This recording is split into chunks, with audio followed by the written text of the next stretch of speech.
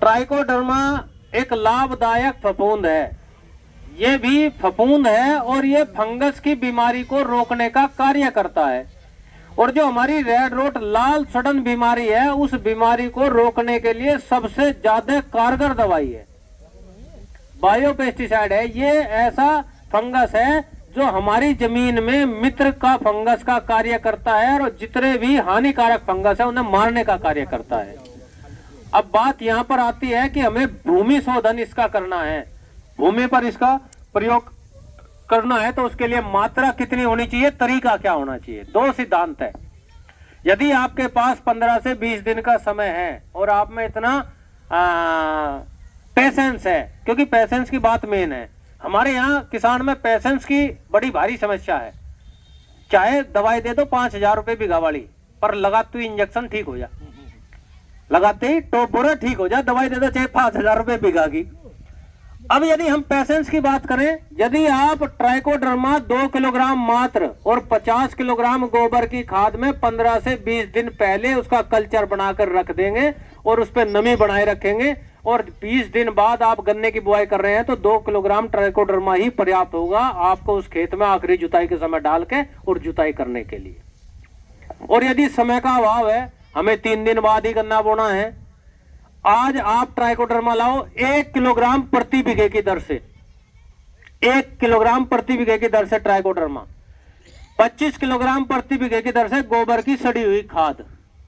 आपका 5 बीघे का खेत है, 1 से 1.25 कुंटल गोबर की सड़ी हुई खाद और 5 किलोग्राम ट्राइकोडर्मा उसमें मिलाओ खूब अच्छे से, उस पाउडर को मिला के और छायादार स्थान पर रख के और उस पर नमी बना दो, उस पर पानी का छिड़काव कर दो। अगला दिन छोड़ दो, उससे अगले दिन उसे आप आखिरी जुताई के समय खेत में डालो और खेत को तैयार कर दो। समय का अभाव है, इसमें क्या हुआ, उसका हम कल्चर बना सकते हैं। यदि आप ट्राइकोडर्मा का कल्चर तैयार करें तो 200 लीटर पानी ले, उसमें 2 किलोग्राम ट्राइकोडर्मा ले, 2 किलोग्राम गुड़ ले, 2 किलोग्राम बेसन ले या किसी भी दाल का आटा ले। तो ऐसा करने से वो एक न्यूट्रिशन के साथ साथ फंगस का भी काम करता है, फंगस को रोकने का भी और पौधे को ताकत देने का भी काम करता है। लेकिन हमारे यहाँ थोड़ा जल्दी में हम ज्यादा है, ये 3 दिन वाला सिद्धांत सबकी समझ में आएगा। आज मिलाया, कल को रोक के परसों को बो दिया। 15 दिन वाला करने वाले आप में से 10% क्या 5% मुश्किल से होंगे, कल के 20 दिन पहले से कार्यक्रम शुरू नहीं हो सकता। तो इसलिए कहा है, अब वो 3 दिन में और 15-20 दिन में भी अंतर होता है। जैसे 15-20 दिन में तो वो सारा गोबर की खाद ट्राइकोडर्मा में परिवर्तित होगी, उसके माइसीलियम इतना फैल गया कि वो सारे गोबर की खाद में को फैल गया है। लेकिन 3 दिन में वो पूरा गोबर की खाद में को नहीं फैला है, लेकिन उसका भोजन और वो माइसीलियम हमने दोनों एक दूसरे के पास चिपकने का समय 3 दिन दिया। उसके बाद उन्हें भोजन भी और वो ट्राइकोडर्मा भी खेत में डाल दिया ताकि वो वहीं पे बढ़ता रहेगा, वृद्धि करता रहेगा। इसलिए उसका इस्तेमाल हर खेत में करना है। मेरा निवेदन है, हम उस चीज से बचे रहें जो बिजनौर में हो रही है। रेड रोट बड़ा भयंकर स्थिति में है, बड़ा दयनीय स्थिति में है। जिस किसान का भरा हुआ खेत अगस्त सितंबर में सूखता है, उसके मन पे अलग ही बीतती है। हम उस परिस्थिति में ना आए, इसलिए आप हर खेतों में ट्राइकोडर्मा का प्रयोग अब की बार गन्ना बुआई के समय जरूर करें। दूसरी बात, आप बीज उपचार के नाम पे कितने लोग हैं जो गन्ने का बीज उपचार करते हैं?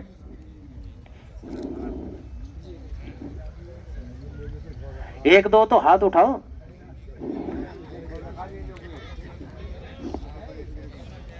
एक साल किया था। बीज उपचार के नाम पे हम सब लोग पीछे हट जाते हैं, लेकिन मेरा निवेदन यही है, यदि संभव हो तो आप बीज उपचार जरूर शुरू करो। क्योंकि जो रेड रोट गन्ने में प्लांट में जो हमारे बीज में है, वो यदि खेत में जाके अनुकूल, क्योंकि उसी खेत का उसी में तो बूता नहीं है गन्ना, आपका गन्ना उस खेत में है और इसमें बोना है, तो वो खेत दूसरा हुआ ना। वहां से बीज ला के आप इस खेत में बोओगे, तो यदि उस खेत में लाल सड़न रोग की बीमारी है, उसके 4 गन्ने भी है और वे आके इस खेत में यहाँ पर बो गए, तो जितनी बार पानी लगेगा वो क्षेत्र में वहां फैलता ही रहेगा। इसलिए वो संभावना आगे लाल सड़न रोग के आने की ज्यादा हो जाती है। इसलिए यदि संभव हो तो आप बीज उपचार अवश्य करें। और बीज उपचार करने के लिए भी यदि आप ड्रम का इस्तेमाल करना चाहते हैं, ड्रम में आप डुबो के बो सकते हैं। ड्रम का इस्तेमाल नहीं करना चाहते, आपके पास हर खेत के ऊपर नाली होती है, इतना तो आप कर ही सकते हैं कि उस नाली में शाम के समय पानी भर के दोनों तरफ से पानी भर दिया और दोनों तरफ से उसका, हर खेत के ऊपर नाली होने से उसके दोनों तरफ से उसका वो पानी को बंद कर दिया, उसमें पानी खड़ा रहेगा। और शाम के समय उसमें ही दवाई थाइफेनेट मिथाइल डाल दी उस पूरे पानी में, उस नाली के पानी में, और सारा गन्ने का बीज काट के शाम के समय उसमें डाल दो। उसके बराबर में खेत का जैसे सिराना है और ये रही नाली, आप सारा बीज इस नाली में ही काट काट के ही डाल दो पानी के अंदर। रात रात में नाली पानी को सोख लेगी, आपका बीज 3-4 घंटे 5 घंटे उस बीज उपचारित में रह गया, उसके बाद निकाल के सुबह उसे आप बो दोगे तो भी उपचारित हो जाएगा। हाँ जी, ड्रामा, हाँ जी जी जी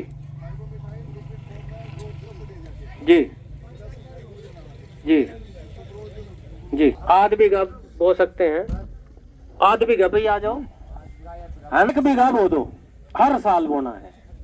चैन बनाओ, सीड चैन, जो हम नर्सरी की बात करते हैं, आप 10 बीघे के किसान हैं, मात्र 1 बीघा या आधा बीघा जो बीज में इस्तेमाल होना है उसे मात्र बीज को उपचारित करके बो।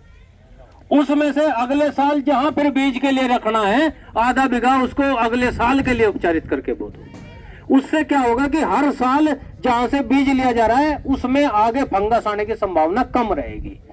उसमें फिर आगे मुझे तो लेकर आने है ना, मैं पहले आधे बीघे पे कह देता, आप उसे भी टाल कर देते। अब बीज नर्सरी को हम लेके आ रहे हैं कि भाई हम उसमें हर साल उसे नर्सरी के रूप में इस्तेमाल करते रहेंगे। जहां जिस भी खेत में लगाना है उसे आधे को